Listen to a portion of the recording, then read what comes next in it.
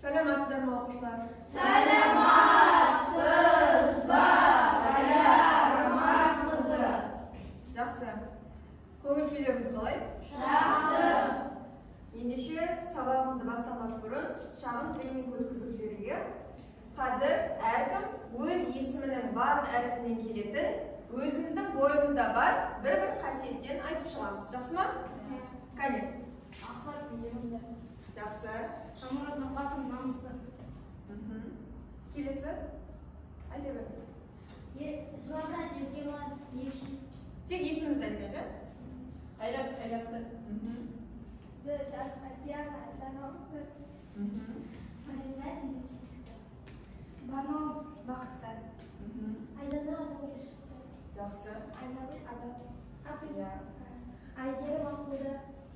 Аяр Адамгершевті. Жақсы. Бұл өзіміздің бойымызда бар қасиеттер ма? Иә. Жақсы. Бұның барлығы адам бойындағы жақсы қасиеттер, иә? Жақсы. Отыра қойыңыздар. Қазір енді бізде топтық жұмыстар болады. Сол үшін қазір бірінші топқа бөлінеміз. Қарап отырыңыздар. 3 топқа бөлінеміз. Бірінші топ бізде Әйгерім, Еркебұлан, Фариза, Нұрқасым. Мұнда келе қойыңыздар. Бірінші топқа келіңіздер. Екінші топ келсеңіз орныңызға барамыз. Айару, Айнагүл, Қайрат, Айдана. Екінші топқа. Үшінші топ Мақсат, Диана, Бану дейді. Орныңызға жайғасаңыз.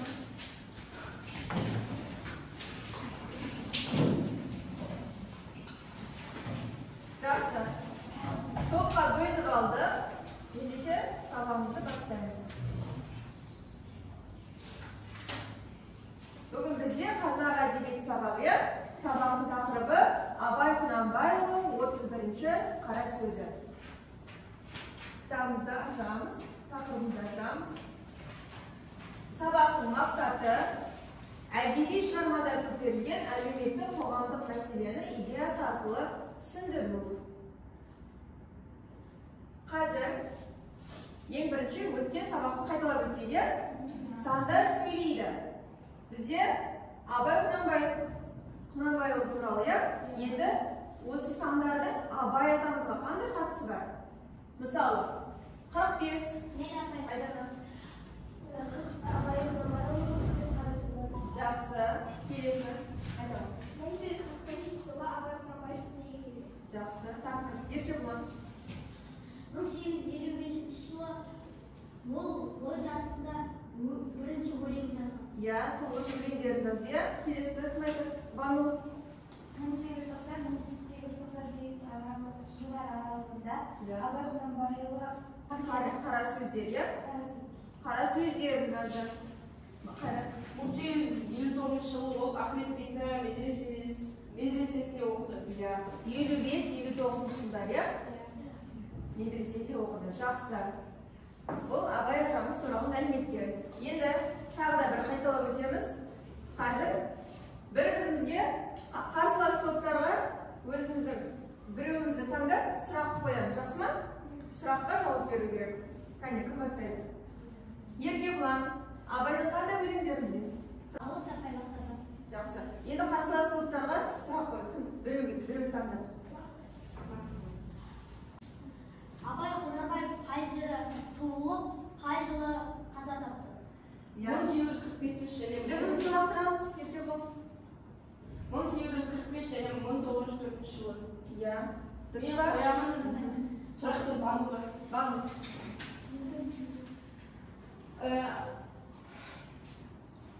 Абай Құнанбаев қандай медреседе оқыды? Семейдегі Ахмет Бейза медресесінде. Жақсы. Келесі. Ал бірінші топтан Тез-тез. Фариза. Сұрақ. Абай Құнанбаевтың неше қара сөзі бар? 45 қара сөз. Жақсы. Екінші топтан. Айдана. Айдана. Сұрақ. 5-ші жылы Хақия ақылы ақын қара сөздерін жазды. Қай жылдар? 18 90 және Иә. 98 Жақсы, дұрыс. Жақсы оқушылар. Өткен сабақта Абай Құнанбайұлының нешінші қара сөзімен таныстық? 7-ші қара сөзімен, иә? 7-ші қара сөздің идеясы қандай еді? Не туралы еді? Иә, жан және тән құмарын ажыратып берді, иә бізге? Жан құмарына нелер жатқызды? жан құмарына мен білсем екен, көрсем екен және де соған талпынады. Иә, яғни бала дүниеге келгенде екі мінезбен туады деді, иә? Білсем, көрсем екен дегенде қандай?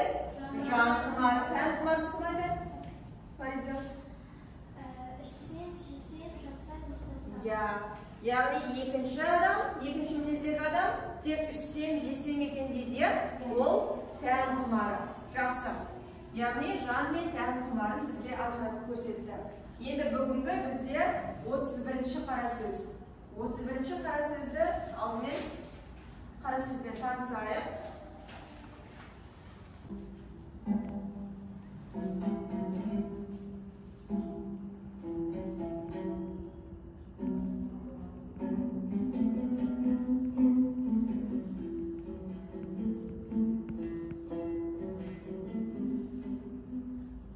Естіген нәрсені ұмытпастыққа төрт түрлі себеп бар.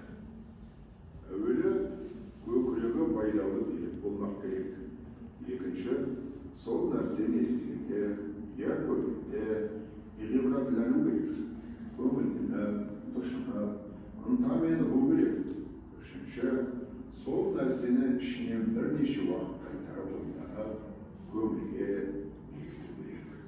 Төртінші, ой кеселді нәрселерден қашып болу керек. Егер кез салынған керек. Ой кеселдері уайымсыз салғырды. Ойыншы күлкішілік, я бір қайырға салыну, я бір нәрсеге құмарлық пайда болып секілді. Бұл төрт нәрсе күллі ақыл мен ғылымда тоздыратқан нәрселер.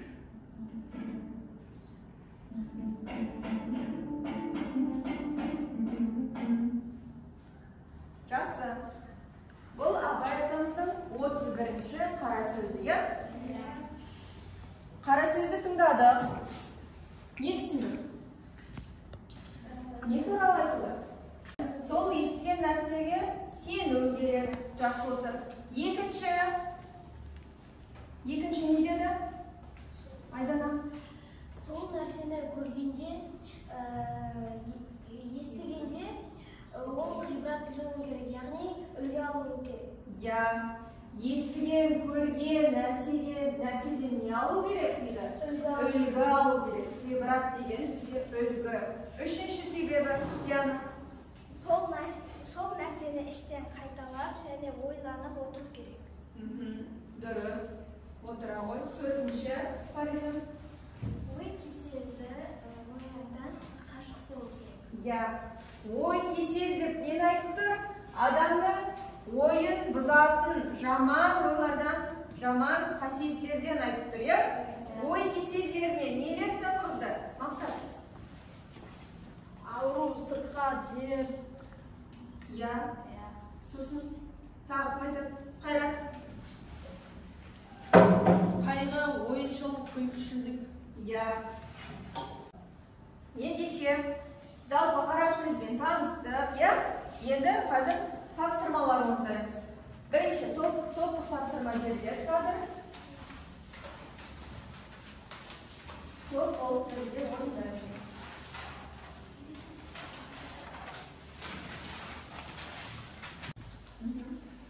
Торлы диаграмма ой кеселдері. Ал енді осы екі жаққа кетеді, иә, мысалы? Екі бөлікке кетеді. Ары қарай ой кеселдерінің себептерін жазыңдар бірінші.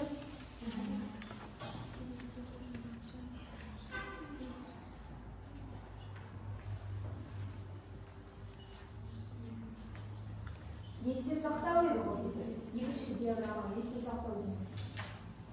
Есте сақтау бірінші.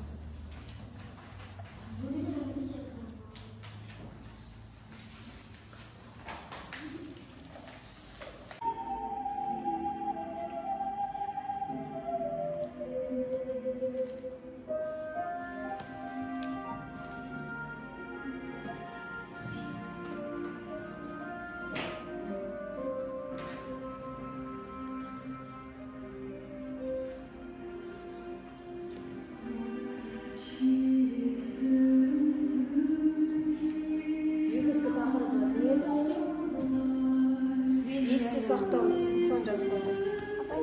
Есте сақтаудың жолдары. Я бізде бірінші мысалы бірінші сөйлемде жақсы қасиеттер бар ғой, екінші сөйлемдер тамамы.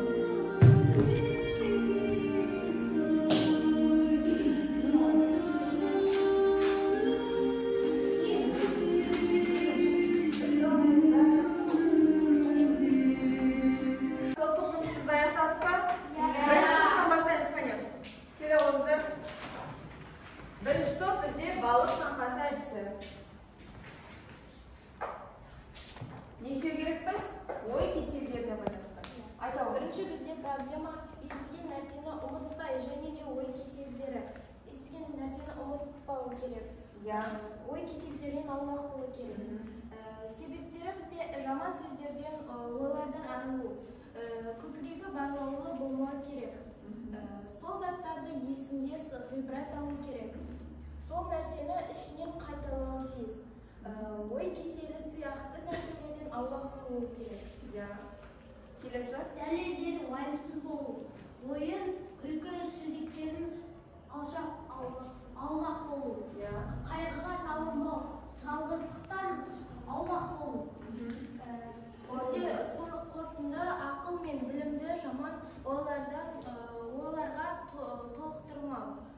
Және ойлардан арықтыру. Жақсы. Яғни адамға зиян тигізетін ой кеселдері және есте сақтаудың себептерін жазды. Жақсы. Бағалаймыз бірінші топты. Екінші топ. Екі оқушы тағы.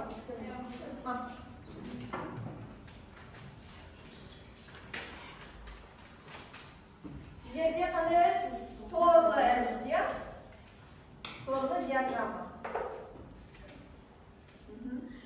Есте сақтауға бізге ең алдымен сенімді болу қажет. Сол нәрседен үлгі алу керек. Сол нәрсені ойлау керек. Ой кеселінен қашық болу керек. Ал ой кеселдері уайымсыздық, салғырттық, бір қайғыға салына беру, соны ойлай беру, ойыншы күшкілдік. Ойын, күлкішілдік. Дұрыс па? Бағалаймыз. Үшінші топ келе қойыңыздар. Үшінші топ. Сіздерде қандай әдіс? Не диаграммасын салдыңыздар ма?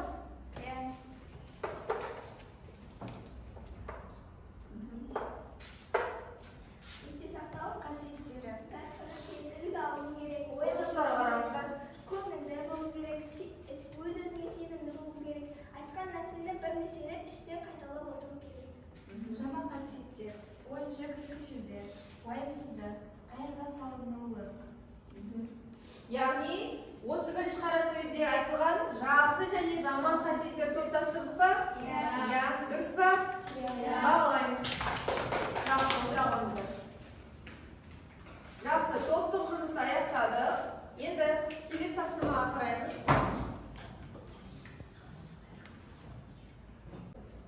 Тақтаға қараймыз. Сәйкестендіру. Екі кестеде мәліметтер берілген. Сәйкестендіреміз. Қане, ауызша айтайық. Зеректілік дегеніміз. Зеректілік дегеніміз ойлау. Зеректілік, ойлау. Келесі, ең бастысы. Осының бәрімізіне қашан ниеттен керек боларын білу. Келесі, екінші топта қара. Есте сақтаудың басты заңы есте сақтайтынды бұрын бірлестігімен байланыстыру. Жақсы. Келесі. Нұрқасым. Есте сақтауға тиісті ойлау. Есте сақтайтынын бұрын білетін байланыстыру. Дұрыс па? Жақсы. Бұл не нәрсеге байланысты мәліметтер? Бұл абайдың жаңағы біз айтып жатқан 31-ші қара сөздегі. Жақсы оқушылар. Енді жаңағы екі тапсырма бойынша өз-өзімізді бағалаймыз. Бағдашан әдісі бойынша өз-өзімізді бағалаймыз. Мен тұраққа тіредім, ештеңе түсінбедім. Мен барлығын түсіндім, бірақ барлығын емес, және барлығын түсіндім. Ал Мен жақсы түсіндім және басқаларға түсіндіре аламын. жақсы. Келесі, Айнагүл. Мен жақсы түсіндім, басқаларға түсіндіре аламын. Жақсы. Фариза. Мен жақсы түсіндім және басқаларға да түсіндіре аламын. Барлығын жақсы түсіндік па? Айдана. Мен түсінемін, бірақ анық білмеймін. Барлығын емес, нені түсінбедім? Қандай сұрақтар болды? Мен ең бастысы деген. Жақсы. Жақсы, өз-өзімізді бағалап өттіге тапсырма бойынша. Енді қорытындылаймыз, жаңа сабақты қорытындылаймыз сәне. Естіген нәрсені ұмытпастықтың неше түрлі себебі барын көрсетіңіз. Қайрат. 4 себеп бар. Иә, қандай? Біріншісі Сену және үлгі алу, одан кейін иә, іштен бірнеше рет қайталанып ойлану және ой кеселдерінен аулақ. дұрыс. Абайдың 31-ші қара сөзінде ой кеселі. Мен Айгерім. ол ойынша күлкішілді. Дұрыс. Келесі. Превратляну сөзінің мағынасы. Ол үлгі алу. Үлгі алу, дұрыс. Естіген нәрсені ұмытпастықтың 4 түрлі себебінің бірі. Қайсысы? Қай вариант? Екеуі. Ой кеселі мәселелерден ашық болу. Дұрыс. Естіген нәрсені ұмытпастықтың 4 түрлі себебінің тағы бір түрі. Қайсысы беріңдер?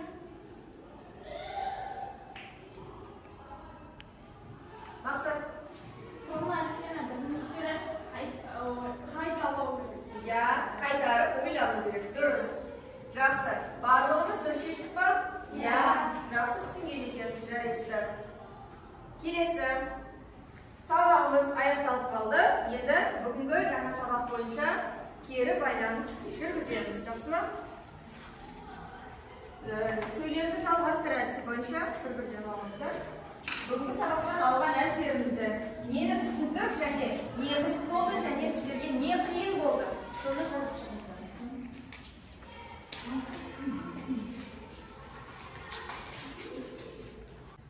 Жақсы. Қане, бір-бір оқушыдан бөлісші айтып оқиын. Мен бәрін білдім. Мен үшін 31-ші сөз қызықты болды. Мен еш нәрседен қиналмадым. Жақсы, сұрағымыз жоқ, иә? Аяру оқуы. Мен үшін бәрін қызықты. Иә, барлығына жауап береміз. Не білдің? Потом ты бірінші қаражат. Иә, жақсы, отыра ғой. Келесі мақсат. Мен үшін Абайдың 31-ші қара сөздері қызық болды. Иә, не нәрседен қиналдың? Еш реттен қиналған жоқ. Иә, барлығы түсінікті, иә? Жақсы. Ендеше үй тапсырмасын жазып алыңыздар. Жаздың тапсырмалары, сұрақтарға жауап береміз және Абайды 31-ші қара сөзін жаттаймыз. Бүгінгі сабақта барлығымыз белсенді болыңыздар. Соның ішінде қазір 10 балдық жүйемен бағалаймыз. Фариза, Айгерім, Айдана, Айнагүл, Диана және Бануя 10 балдық жүйемен бағалаймыз.